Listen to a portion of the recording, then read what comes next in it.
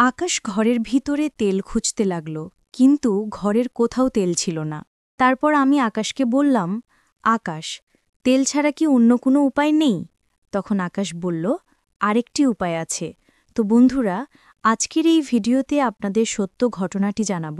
দয়া করে ভিডিওটি সম্পূর্ণ দেখবেন, তা না হলে কিন্তু ঘটনাটির কিছুই বুঝতে পারবেন না। তো বন্ধুরা, গল্পটি বলার আগে আপনাদের কাছে ছোট্ট একটা রিকোয়েস্ট করব। আপনারা অবশ্যই এই ভিডিওতে একটি লাইক দিবেন এবং এমনি আরও সত্য ঘটনা জানার জন্য অবশ্যই আমাদের চ্যানেলটি সাবস্ক্রাইব করে পাশে থাকা বেল বাটনটি বাজিয়ে দিবেন। আমি বাংলাদেশের বরিশাল জেলার একটি ছোট্ট গ্রামে থাকি। আমার নাম মিতা। আমাদের পরিবারটি খুব ছোট এবং সাধারণ। বাবা একজন ড্রাইভার এবং মা সংসার সামলান।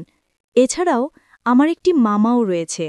এখন বন্ধুরা, আপনারা হয়তো ভাবতে পারেন, এখানে মামা আসলো কেন? আমার মামার ছোটবেলা থেকেই আমাদের সাথেই থাকেন। বলতে গেলে তিনি আমার বন্ধুর মতোই। তিনি আমার চেয়ে কয়েক বছরের বড়।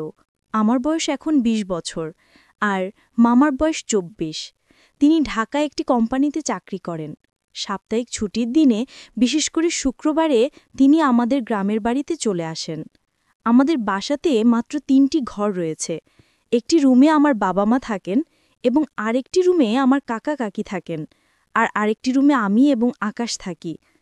প্রতিবার আকাশ গ্রামে এলে আমরা দুজন অনেক সময় একসাথে কাটাই।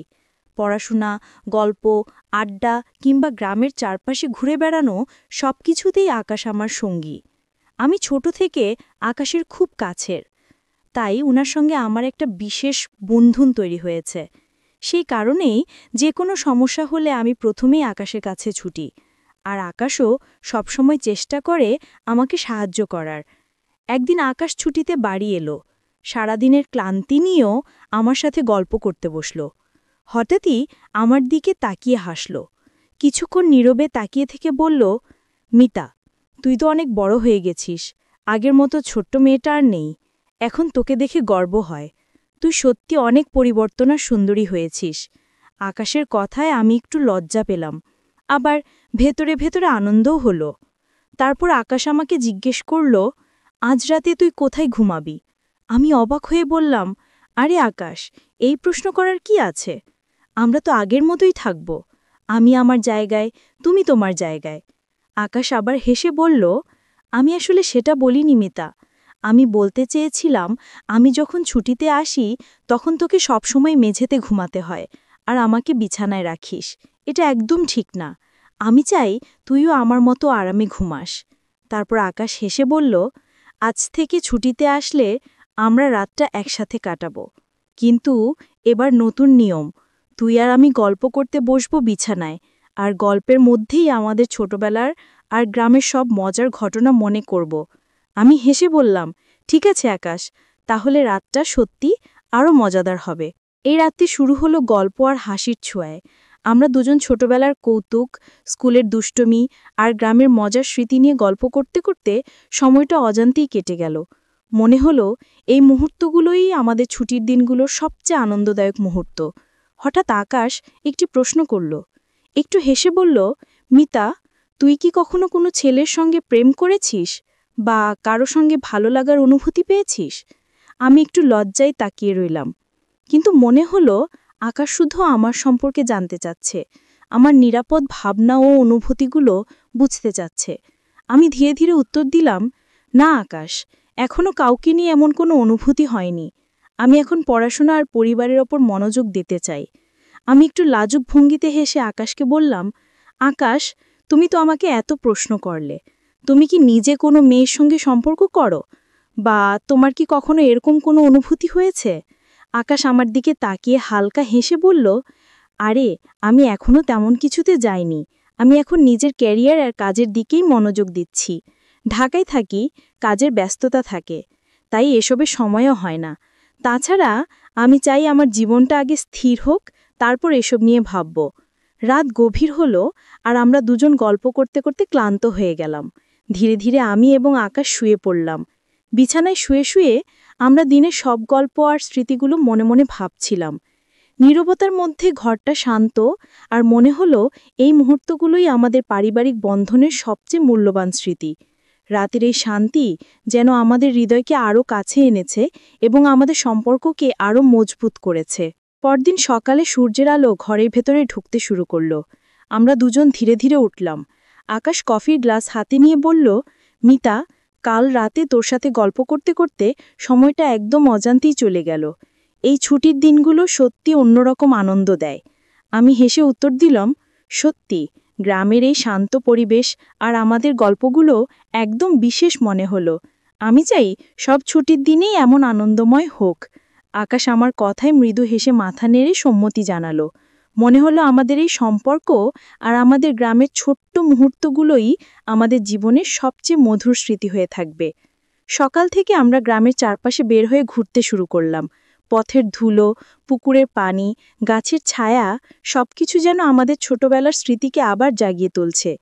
আকাশ হাসতে হাসতে বলল, মিতা, দেখছিস না, গ্রামের প্রতিটা কোণ আমাদের কত আনন্দ দেয়। এসব স্মৃতি মনে রাখলে বড় শহরের জীবনের ক্লান্তি একেবারে ভুলে যাওয়া যায়। আমি হেসে বললাম, ঠিকই বলছো আকাশ, এই গ্রাম, এই পরিবেশ আর আমাদের গল্পগুলোই তো আমাদের সত্যিকারের ধন। হঠাৎ করে সেই দিনই আকাশ আমাকে কিছু বলতে চেয়েছিল, কিন্তু ঠিক সেই সময় তার অফিস থেকে একটি কল আসলো। কলটি পাওয়ার পর আকাশকে দ্রুত যেতে হলো। আমি তাকিয়ে থাকলাম। মনে হলো ওর মুখে যা বলতে চেয়েছিল তা ছায়ার মতো অর্ধেকই রয়ে গেছে। তারপর বলল, মিতা, পরে সুযোগ পেলেই আমি তোকে সবকিছু বলবো। এখন আমাকে অফিসে যেতে হবে। আকাশ অফিসের জন্য চলে যাওয়ার পর আমি একটু নীরব হয়ে রইলাম। ঘরটা হঠাৎ বেশ ফাঁকা মনে হলো। কিন্তু আমি জানতাম যে কিছু আকাশ বলতে চেয়েছিল, সেটা অবশ্যই পরে বলবে। আমি জানলাম এমন ছোট ছোট মুহূর্তগুলোই আমাদের সম্পর্ককে আরও শক্ত করে, আমাদের পারিবারিক বন্ধনকে আরও গভীর করে। সেই সকাল থেকে শুরু হওয়া দিনের সব স্মৃতি, গল্প, হাসি আর ছুটির মুহূর্তগুলো সবই মনে করিয়ে দিচ্ছিল পরিবারের সঙ্গে কাটানো সময়ই সবচেয়ে মূল্যবান। কয়েকদিনের জন্য আমি একরকম অস্থির মন নিয়ে থাকলাম। রাতের ঘুমও ঠিকভাবে আসছিল না। মনে হচ্ছিল আকাশ কি যেন কিছু বলতে চেয়েছিল, কিন্তু শেষ মুহূর্তে বলতে পারেনি। তার কথার ধরন, তার চোখের কিকে তাকানোর ভঙ্গি সবই আমাকে অদ্ভুতভাবে আকৃষ্ট করেছিল। মনে হচ্ছিল সেই কিছু যেন আমার সঙ্গে সম্পর্কিত একটি বিশেষ বিষয়, যা আমাকে জানতে হবে। কিন্তু কেন তিনি বলতে পারেননি সেটা এক রহস্য হয়ে রয়ে গেল।